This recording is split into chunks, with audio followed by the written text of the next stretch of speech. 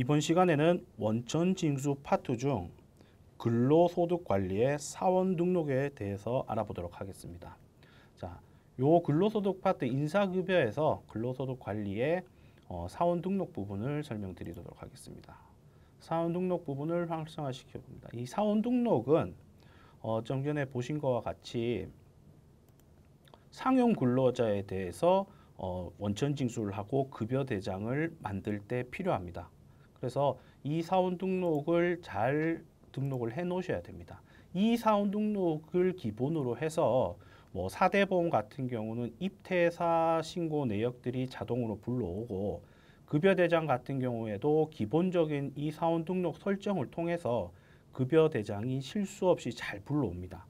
그 말은 뒤집어서 얘기하면은 사원 등록에 오류가 생긴다면 시작점부터 잘못되고 정상적이지 않은 결과물이 도출된다고 볼 수 있겠죠. 그래서 제일 중요한 것 중에 첫 번째가 사원 등록입니다. 이 사원 등록을 정확하게 등록을 하셔야 됩니다. 사원 등록은 기본적으로 총 3가지 정도의 구분으로 나와 있고 상당 부분도 있습니다. 뭐 사원 등록에서 이 좌측에 있는 부분들은 사원 번호나 뭐 근로자들을 입력하고 관련된 인적 사항을 이렇게 입력을 하시면 됩니다.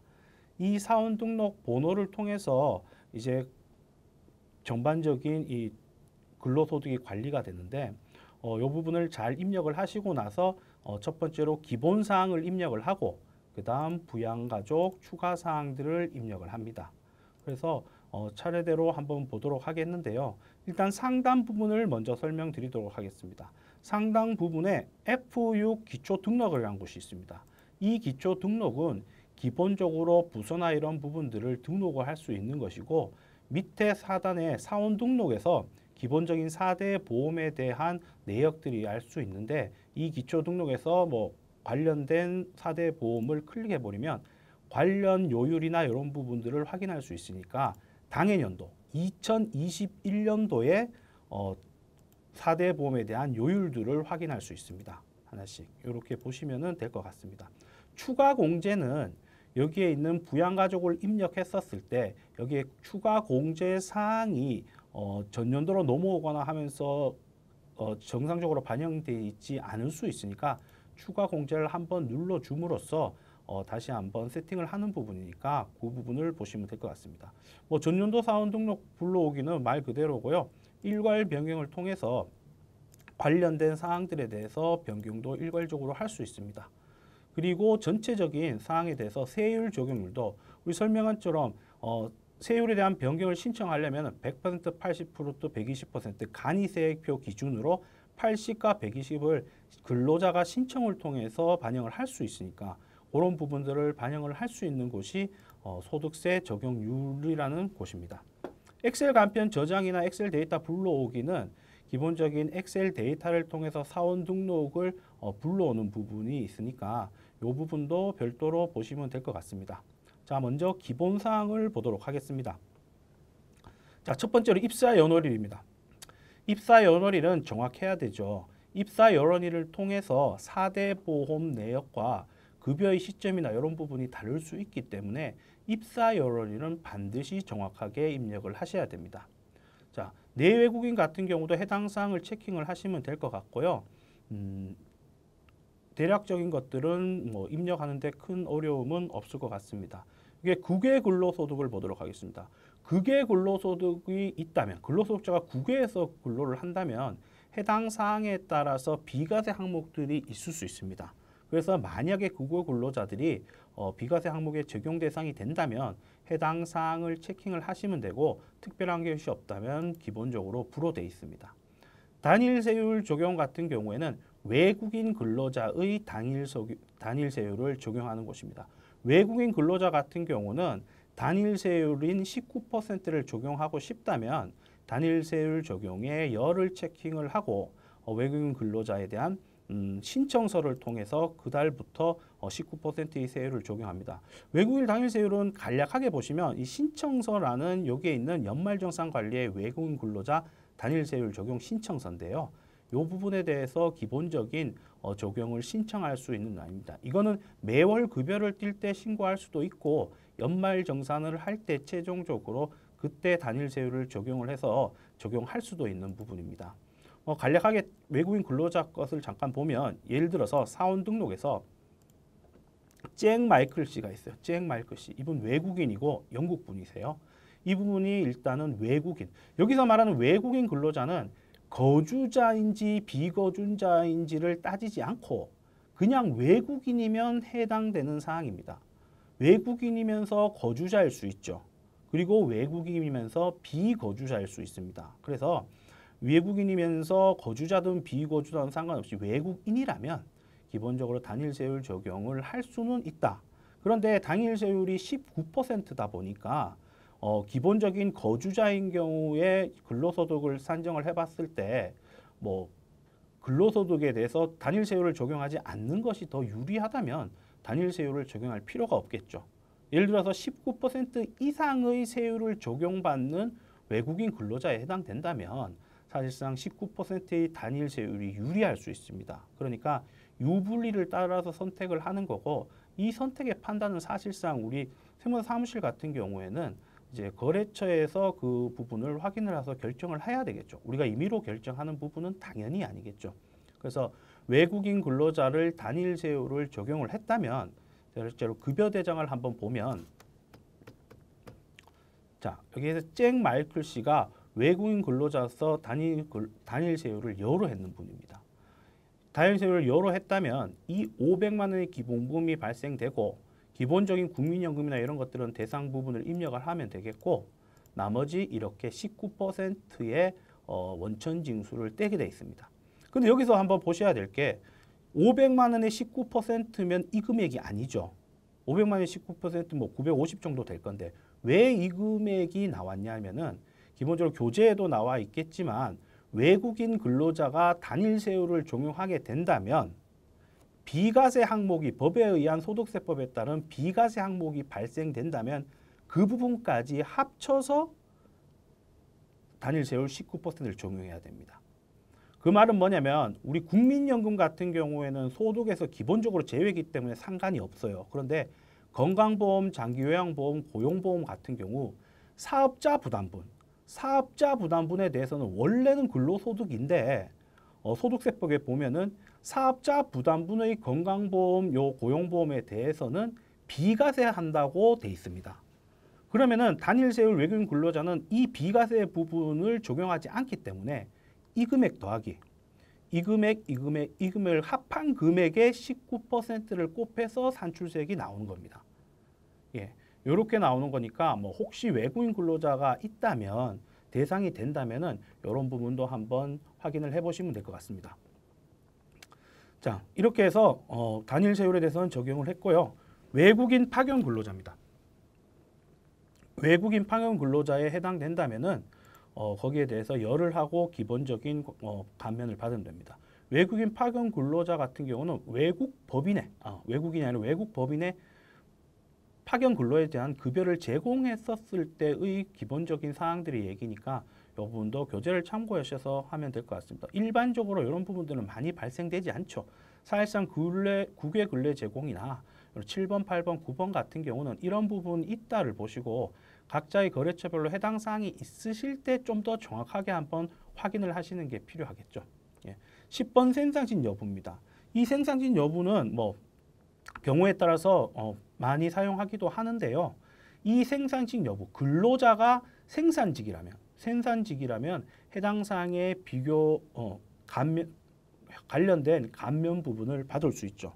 기본적인 생산직에 대해서 연장 근로에 대한 비과세 자체가 전년도 급여가 3천만 원 이하고 월 정액급여가 뭐 정기적인 월 급여를 일반적으로 얘기를 하면 돼요. 생각하면 되는데 그게 210만 원일 경우에 연간 240만 원까지 비과세가 됩니다. 이 생산직 근로자 같은 경우는 뭐 생산직 근로자가 무조건 된다 이런 부분이 아니고요. 기본적으로 원청지수 의무자죠. 그러니까 근로를 제공받는 회사, 법인의 업종에 따라서 생산직 근로자 여부에 감면이 될 수 있습니다. 뭐 예를 들어서 뭐 공장이나 뭐 이런 근로를 제공하는 거죠. 예를 들어 제조 회사 같은 경우에 생산직 근로자 뭐 이런 분들에 대해서 해당 사항 전년도 급여가 3천만 원 이하이고 월 정액 급여가 210만 원 이하라면 240만 원 1년 연간 한도에서 공제를 되고 있습니다. 이 부분은 급여에서 확인할 수 있는데요. 우리가 급여 자료에서 보면 급여 자료 입력입니다. 급여 입력 자료에서 수당 공제라는 부분이 있습니다. 수당 공제에서 뭐 추가적으로 추후에 수당 공제 쪽에 설명하겠지만 여기에서 이 월정액 급여나 이런 부분들이 있어서 관련된 야간 근로소득에 해당된다면은 감면이 저절로 진행이 됩니다. 정상적으로 작성을 했다면. 밑에 비과세 항목의 내역들을 보시면 여기 야간 근로수당은 전년도 청구액이 3천만 원 이하고 월 정액이 210만 원 이하인 생산직 근로자만 240만 원 정도로 비과세가 된다는 부분도 설명되어 있으니까 그 부분을 참고하셔야 되는데요. 급여 대장의 생산직 근로자의 비과세 감면을 받으려면 반드시 생산직 여부의 여를 체크하시고 여기 체크하시면 연장 근로 비과세를 이제 선택을 할 수 있습니다. 여기에서 일반 생산직 근로자면 여를 선택하시고 전년도 급여를 불러와야 됩니다. 전년도 급여 같은 경우에는 위에 F8에 이렇게 역삼각형 보시면 전년도 총급여액을 불러올 수 있게끔 되어 있습니다. 이렇게 되면 불러와지고 이분은 2,280만 원이죠. 어쨌든 이분이 생산직 근로자라면 일단 전년도 기준은 일단은 요건은 충족합니다. 그래서 생산직 여부와 연장 근로가 여가 돼야 급여 대장에 기본적인 비과세가 적용이 되니까 이 부분이 체크되어 있지 않다면은 급여 대장을 아무리 작성을 잘 하더라도 비과세 부분이 체킹이 안 돼요. 오류가 나는 거죠, 결과적으로. 그러니까 그 부분도 유의 있게 잘 보셔야 됩니다. 자, 주소입니다. 주소는 뭐 해당 주소를 확인을 하시면 될 것 같고 이 주소가 별도로 소득세 신고나 사대보험 신고에 별도의 영향은 끼치지 않습니다. 그러니까 이런 부분도 있다는 부분을 보시면 될 것 같습니다. 자, 여기에서는 실무적으로는 12, 13 이런 국민연금 4대 보험에 대해서 입력 부분이 상당히 중요한 부분인데요. 뭐 추가 자세한 사항들은 4대 보험 파트에서 별도로 설명드리겠지만 기본적으로 국민연금과 건강보험이 이 송리산 씨가 해당되시면 관련된 급여를 입력을 하면 급여 대장에서 불러오기를 통해서 이 관련된 입력된 금액만큼 공제 항목에 국민연금과 건강보험이 뜹니다. 참고로 간단하게 얘기 드리면은 국민연금 같은 경우는 60세 이상에 해당되면 연금 납부 의무가 없습니다. 회사에서. 그러니까 직장 가입자. 건강보험료 같은 경우는 특별한 일이 없으면 전부 다 사실상 대상이십니다. 예. 그리고 고용보험 같은 경우는 뭐 예를 들어서 이중근로를 하는데 우리 회사보다 다른 쪽 회사에서 급여를 더 많이 받고 있다. 그러면 고용보험 대상 자체가 안 됩니다. 우리 회사에서 고용보험 신고하면 안 되는 거죠. 고용보험 신고를 안 해도 돼요. 다만 산재보험 신고해야 되겠지만 그리고 또 다른 방법은 여기에 고용보험 같은 경우는 65세 이상이 돼서 이 회사에 취업을 했다. 라면은 고용보험의 실업급여 부분은 실질적으로 부담을 하지 않습니다. 그 말은 뭐냐면 고용보험은 두 가지 정도로 나눠지는데요. 실업급여 요율과 고용직능개발 능력 뭐 이런 부분들로 나눠지는데 실업급여 부분만 회사 반 근로자 반 부담하거든요. 그래서 65세 이상에 됐었을 때 이상에 입사하신 분들은 실업급여 부분을 적용받지 않으니까 사실상 급여 대장에서 실업급여 부분은 없습니다. 회사 근로자가 부담하는 고용보험은 없으니까 그럴 때 부로 선택을 하면 되겠죠. 예, 그래서 이런 부분들이 있는 부분입니다. 그리고 16번 퇴사연월일입니다. 퇴사연월일은 퇴사했었을 때 퇴사 날짜를 반드시 정확히 입력을 하셔야 됩니다. 실질적으로 퇴직소득에 대해서 자료를 입력하거나 이렇게 했을 때는 반드시 퇴사연월일을 정확하게 입력을 하셔야 정상적인 퇴직급여나 이런 부분들을 계산할 수 있으니까 이 부분도 실수 없이 잘 적용을 하셔야 될 겁니다. 자, 부양가족입니다. 부양가족 명세인데요. 기본적으로 우리가 부양가족에 대해서 입력을 하는 곳입니다. 우리 연말정산할 때 부양가족 입력을 하는 것처럼 부양가족을 입력을 해놔야 되는 겁니다. 자, 부양가족에 대해서 정상적으로 왜 입력을 해야 되느냐? 우리가 기본적으로 근로소득자 같은 경우는 매월 원청 징수를 하는 방식이 간이세액표에 의해서 계산합니다. 간이세액표에 어떤 급여가 어떤 구간이고 부양가족이 몇 명이고에 따라서 간이세액표의 금액이 다릅니다. 그렇기 때문에 부양가족을 정확하게 등록하지 않는다면 정상적인 간이세액표에 의한 원천 징수를 할 수 없겠죠. 그러니까 가급적이면은 이 부분에 있어서 정확하게 입력을 할 필요성은 있겠죠. 그래서 이런 부양가족 명세 부분을 입력하는 난입니다.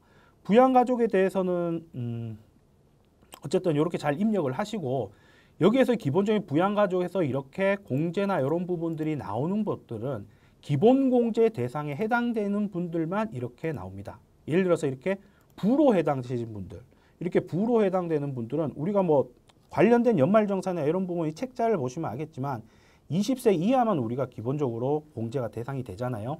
그렇기 때문에 23세는 부로 됩니다. 그런데 왜 여기에서는 부로 입력을 했을까요? 왜냐면은 나이가 넘어서 기본공제는 받지 못하더라도 이 안철이라는 아들이겠네요. 아들이 자기 명의로 소득이 없는 상태에서 자기 명의로 신용카드를 쓰거나 할 때 아버지의 연말정산 때 신용카드 내역이나 이런 부분들을 반영할 수 있습니다. 의료비나 이런 부분, 안철이라는 아들이 의료비를 쓰는 부분도 아버지의 연말정산, 안철이가 소득이 없다면은 의료비 명세서나 이런 부분을 또 반영할 수 있습니다. 이렇게 기본적인 사항에 대해서 기본 공제 대상이 안 되더라도 반드시 입력을 해야 되는 부분이 연말정산 때 관련된 신용카드나 이런 부분 때문에 그러니까 이 부분도 잘 입력을 하셔야 돼요. 만약에 이때 입력을 하지 않고 연말정산을 만약에 진행을 한다면은 추후에 연말정산 같은 경우는 국세청의 홈택스를 통해서 PDF 파일을 받아서 우리가 여기서 불러오기 기능을 통해서 연말정산을 하잖아요. 그때 기본 공제 대상자 자체가 뜨지 않으면 그 자료가 적용이 되지 않습니다. 예, 그런 부분이 있으니까 이 부분도 잘 체크를 하시면 될 것 같아요. 그래서 부양가족 명세는 어쨌든 간에 간이세액표에 영향력이 있으니까 정확하게 입력을 할 필요성이 있다라는 부분을 확인을 하시면 될 것 같습니다. 그리고 기본적인 것을 다 입력을 하면 뭐 특별한 건 없는데요. 여기 위탁관계도 가급적이면 입력을 하면 좋습니다. 위탁관계는 뭐 하단에 보시면 F2 위탁관계 도움이라고 해서 F2를 눌러보면 위탁관계가 어떻게 되냐라는 부분인데요. 이 부분을 체킹을 해놓으시면 추후에 건강보험, 4대 보험 관련된 얘기입니다. 건강보험료 신고할 때 부양가족이 있었을 때 취득신고서상에 부양가족의 불러오기를 했었을 때 이 위탁관계를 입력하게 돼 있어요. 예, 그렇기 때문에 이 부분도 입력해 놓으면 추후에 건강보험 취득신고할 당시에 자동적으로 실수 없이 저절로 불러오니까 위탁관계도 가급적이면은 입력을 해놓는 게 업무에 더 효율적일 겁니다. 예, 이렇게 보시면 될 것 같습니다. 그리고 추가사항입니다. 추가사항 같은 경우에도 이제 여러 가지 자료들의 내용들이 있는데 나머지 것들을 쭉 보시면 될 것 같고 9번 회계 처리부터 한번 보도록 하겠습니다. 이 9번 회계 처리는 실질적으로 여기에 있는 급여자료 회계 처리와 연관된 사항인데요.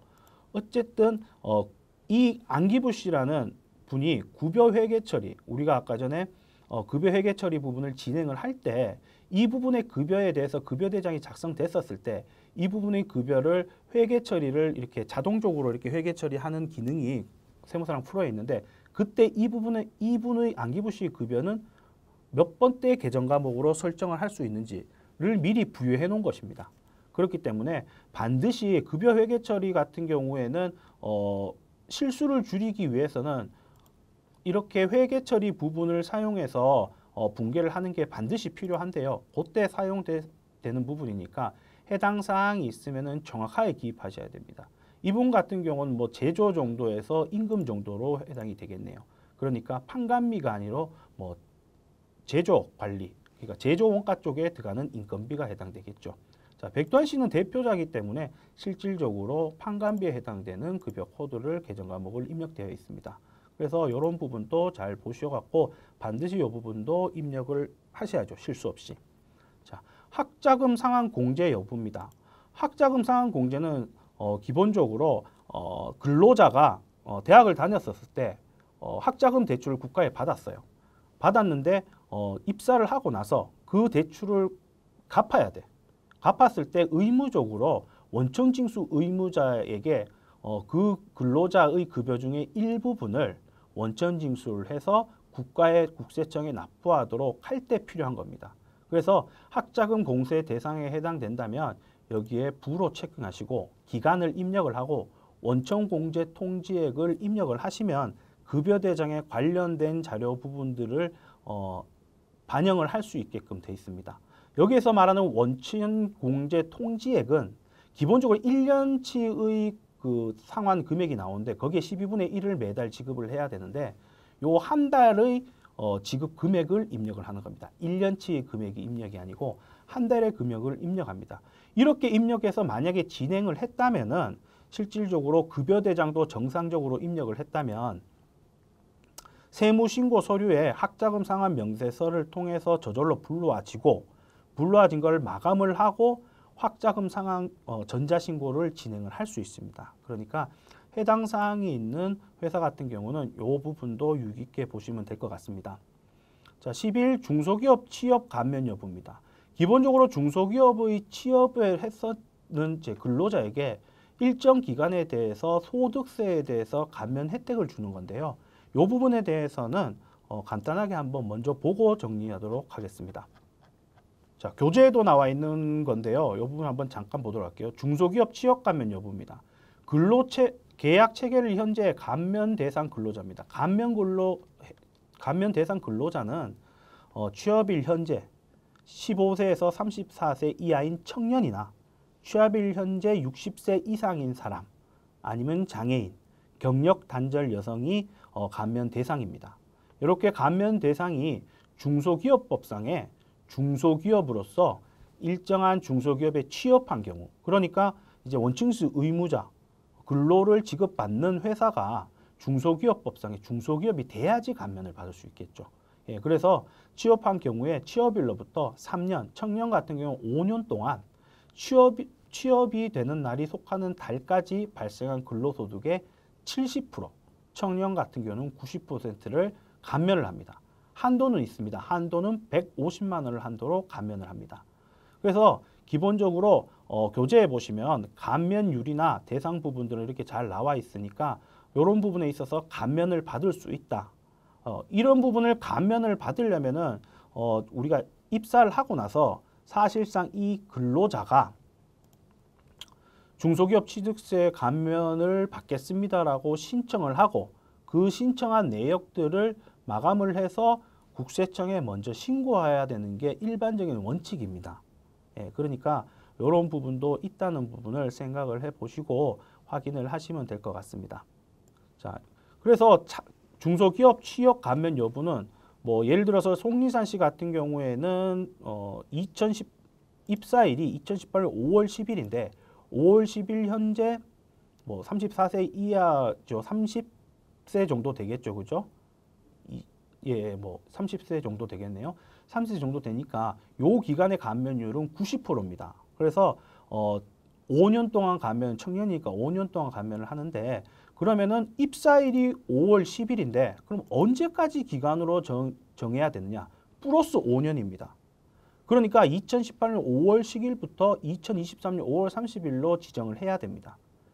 사실상 뭐 5월 9일 뭐 이런 게 아니고 속하는 달의 마지막 날짜를 입력을 하면 됩니다. 왜냐하면 그 달까지 포함이니까요. 사실상 극단적으로 보면 2018년 5월 1일 날 입사해도 이분은 2023년 5월 31일까지 감면 기간입니다. 그러니까 5월 달에 했으면 플러스 5년에서 그 5월 달의 말일, 6월 달이면 6월의 말일, 1일이 됐든 15일이 됐든 그렇게 해서 감면 기간을 입력을 하면 됩니다. 감면율은 보시면 관계에 따라서 선택을 할 수 있습니다. 그리고 감면 입력 방식입니다. 감면 입력 방식은 연말정산 때 한 번에 감면을 적용할 수 있는 방법이 있고 급여 입력 방식을 통해서 매달 반영하는 방법이 있습니다. 예를 들어서 송리자 씨 같은 경우는 간이세액표에 따라 매월 급여가 예를 들어 10,000원이 나온다. 나오는데 90% 감면이죠.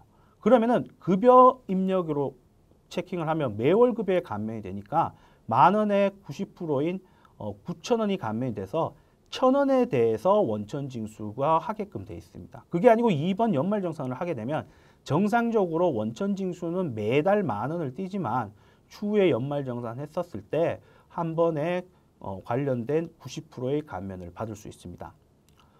송리산 씨 같은 경우는 잠깐 보면 연말정산 부분을 한번 보면 송리산 씨의 연말정산 부분인데요. 송리산 씨가 소득명세 쪽에 보면 3,300 정도의 소득이 있습니다.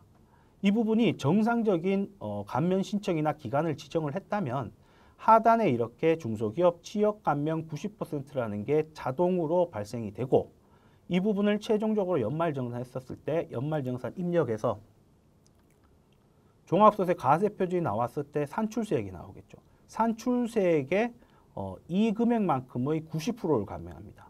그럼 이 금액의 90% 하면은 150만 원 넘죠. 근데 150만 원 냈죠. 왜? 아까 설명한 것처럼 한도는 150만 원이니까 한도의 최대 적용인 150만 원까지만 적용이 되는 겁니다.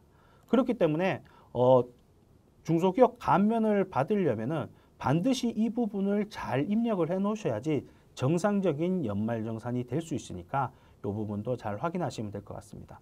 소득 적용률입니다. 소득 적용률은 간이세액표에 따라 원천 징수를 하는데 100%, 80%, 120% 근로자의 신청에 의해서 간이세액표의 일정 퍼센테이지를 원천 징수를 줄이거나 늘리거나 할 수 있는 부분입니다. 이건 신청한 달에 다음 달부터 쭉 그해 연도는 적용을 하게 돼 있죠. 그래서 이런 부분도 확인을 하셔야 됩니다. 사실상 실무적으로 봤었을 때는 원천 징수 부분을 경우에 따라서 임의로 원천 징수를 하기도 합니다. 실지급액 기준으로 급여를 맞추기 위해서. 그런데 그게 정상적이지 않는다는 것은 확인을 하셔야 돼요. 그러니까 우리는 세무사무실이니까 수임 거래처한테 이렇게 정상적인 방법을 하지 않고 임의로 간이세액표에 맞지 않게끔 원천 징수를 하게 된다면 납부지연 가산세나 불이익이 있을 수 있다는 것을 고지할 필요성은 있죠. 그래서 이런 부분도 있으니까 확인을 하시면 될 것 같습니다. 자, 그리고 두루누리 사회보험입니다. 두루누리 사회보험은 기본적인 일정 상시 근로자가 10인 미만이거나 그리고 근로소득 총 월급여가 한 220 정도 됐었을 때 두루누리 사회보험이 적용을 할 수 있는 대상이 됩니다. 그래서 두루누리 사회보험 적용 사업장에서 근로자가 두루누리 사회보험 적용에 해당된다면 여부를 체크를 하십니다. 열을 체크하십니다. 열을 체크하게 되면 80%죠. 지금 현재 두루누리 사회보험은 기존 가입자 30%가 없어졌고 2021년부터는 다 동일하게 80% 신규 가입자만 80% 감면받게 돼 있죠.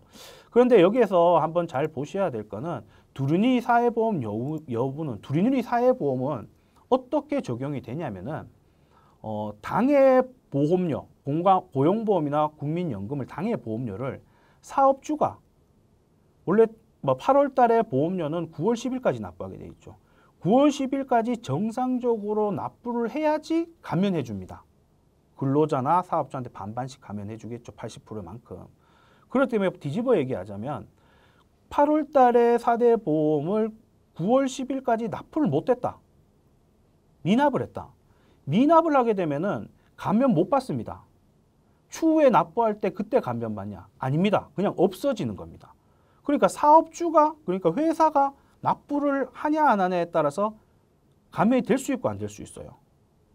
그 부분은 사실관계를 모두 확인을 할 수 없고 세무사 사무실에서 그럴 수 있으니까 가급적인 두루누리 사회보험 여부에는 여러 체크할 때는 상당히 신중하게 체크를 하셔야 됩니다. 그리고 당해 사회보험을 그 다음 달 사회보험에서 공제해 주거든요. 그렇게 된다면은 사실 이 여러 체크를 했으면은 여기에 있는 이 기준으로 공제가 80%가 적용이 되거든요. 그럼 예를 들어서 우리가 국민연금이나 건강보험이 기준 소득 월액이 변경돼 갖고 달을 달리하거나 했었을 때는 실제 잘못 정리를 하게 되면은 이 부분에 오류가 생길 수 있습니다. 그렇기 때문에 두루누리 사회보험은 가급적이면 잘 보셔서 여러 해갖고 반영을 하고 싶다면 신중히 상황을 다 체크해서 하시는 게 맞습니다. 그러니까 이 부분을 잘 보시면 될 것 같습니다.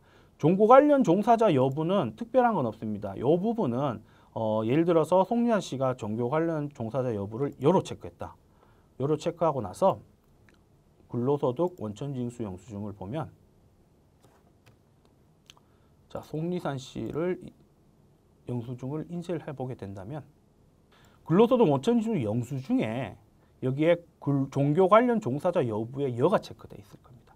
좀 전에는 불호였기 때문에 불호되어 있었을 건데 여로 체크를 했기 때문에 여로 반영이 되는 부분이니까 이 부분은 그냥 이런 부분이 있으니까 참고를 하시면 됩니다.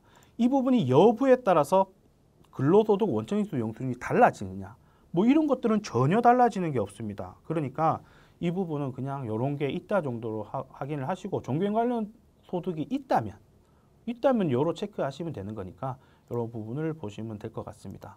이상으로 근로소득관리 사원 등록에 대해서 알아보았습니다.